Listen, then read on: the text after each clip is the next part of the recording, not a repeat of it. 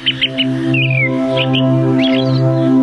sebuah sudut sekolah yang luput dari pandangan, dominasi menjadi aturan yang tak tertulis. Gendis yang memilih diam menjadi sasaran empuk bagi mereka yang merasa memiliki kuasa. Namun, di tengah kepungan intimidasi, muncul sebuah harapan baru. Seorang pemuda datang membawa pembelaan yang tampak tulus, menawarkan tangan untuk bangkit dan janji untuk tidak lagi membiarkan Gendis sendirian. Tapi, benarkah cahaya itu datang tanpa bayangan?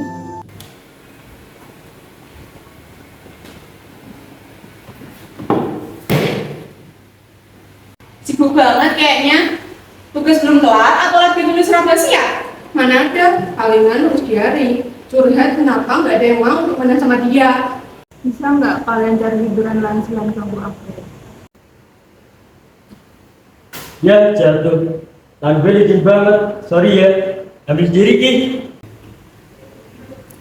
Ups, tumpah. Biar tulisan lo udah garing-garing banget, Dis. Lagian lo tuh bener banget jadi orang. Sekolah ini butuh relasi. Minta doang kalau nolak buat apa? Gue ingetin ya, jangan sok ngerasa paling oke di depan gue. Lo itu bukan siapa-siapa di sini. Woi berhenti! Tau gak banget jangan lo pada? Siapa nih? Anak baru saja jadi pahlawan. Urusan lo apa? Urusan gue, kalau gue lihat pengetut sama keroyokan, lo mau selesai sama gue di belakang sekarang atau lo bubar sama teman-teman lo? Udahlah Ga, gue males berurusan sama orang kayak dia. Udahlah sebut aja. Oke pahlawan, silakan jagain aset lo itu. Cabut guys, males gue liat bekas sok suci.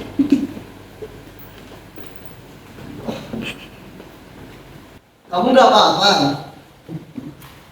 Maafin aku ya, aku telah datangnya.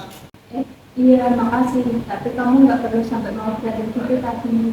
Aku Adrian, anak kelas 9. Aku baru pindah ke sekolah ini minggu lalu. Aku nggak tahan aja lihat mereka keterlaluan ribut sama kamu. Aku Gendis. Tapi nanti kalau mereka malah nyakitin kamu gimana? Ya nggak, itu nggak bakal diem aja. Tenang aja, aku bisa jaga diri. Justru aku khawatir sama kamu. Mulai sekarang kalau mereka ganggu lagi, kabarin aku ya. Kita hadapin berdua. Aku nggak bakal biarin kamu sendirian lagi. Iya, makasih banyak ya Yan. Waktu terus bergulir, dan kepercayaan adalah benih yang perlahan tumbuh di tanah yang gersang. Dinding pertahanan Gendis perlahan runtuh oleh perhatian hangat dari Adrian.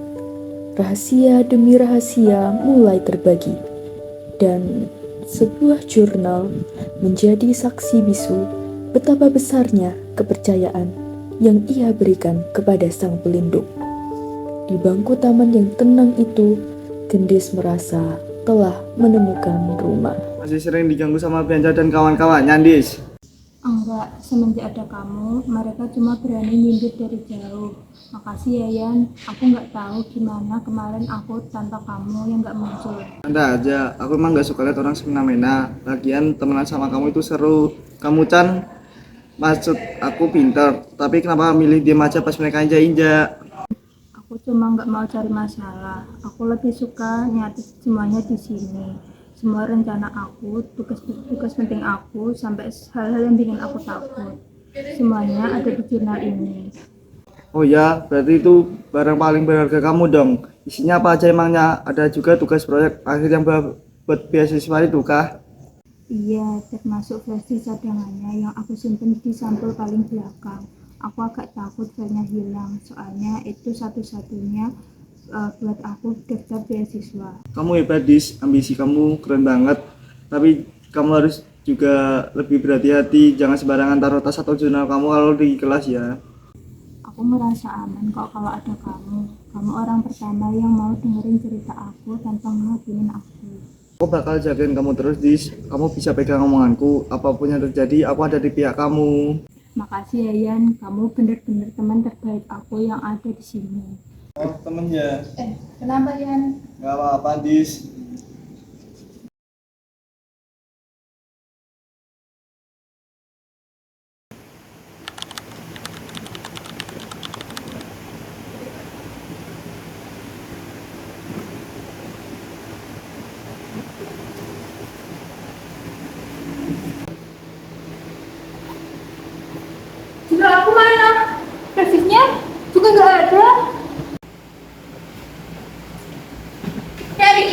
Dis, atau nyari barang yang lain?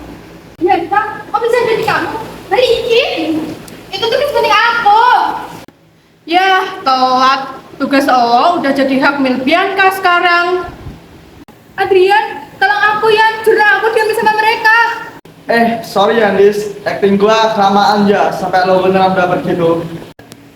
Yan, maksud kamu apa? Maksud gue, kenalin, Bianca ini sepupu gue. Gue kesini cuma bantuin dia buat beresin masalah kayak lo. Lo tuh gampang banget jadi tipu, cuma modal omongan lembut sama muka kasihan. Gila, acting lu jorok banget Yan. Sampai dia percaya lo mau jadi tamengnya. Makasih ya, Dis.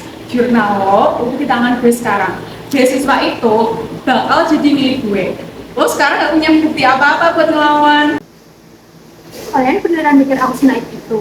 Adrian, kamu tahu nggak kenapa aku selalu biarin kamu lihat jurnal itu? Karena aku mau tahu sejauh mana kalian kamu berpindah. Salah, gak usah sok keras. Jurnal lo udah ada di kita. Buku yang kamu buang itu isinya cuma truk sampah, tapi jurnal yang kasih ada tangan Bu Arin sekarang.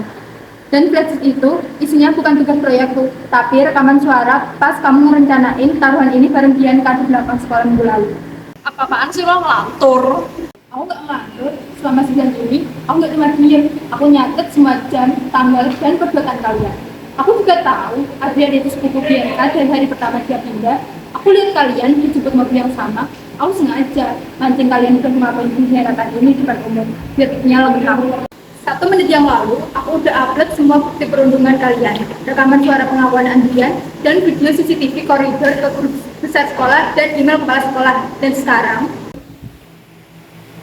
Gila, video kita udah nyebar di grup angkatan. Komentarnya banyak banget. Hapus gak? Lo beneran nyari mati ya? telat di seluruh sekolah udah tahu siapa kalian sebenarnya. Andrian, makasih ya udah bantuin aku buat bikin faksi yang bagus buat laporanku ke ruang bebas. Dis, gue bisa jelasin. Kalian sebelum nulis skenario buat ngerusak orang, sampai kalian lupa kalau aku yang bunuh pangeran. Dunia pendidikan seringkali menjadi panggung sandiwara, di mana peran antagonis dan protagonis bisa bertukar posisi dalam sekejap mata. Gendis membuktikan bahwa diam bukan berarti kalah, dan kebaikan bukan berarti kelemahan. Di era di mana jejak digital tak pernah tidur, setiap tindakan memiliki konsekuensi yang nyata. Jangan pernah meremehkan seseorang hanya karena mereka memilih untuk tenang. Karena seringkali mereka yang paling diam adalah mereka yang paling teliti dalam mengamati.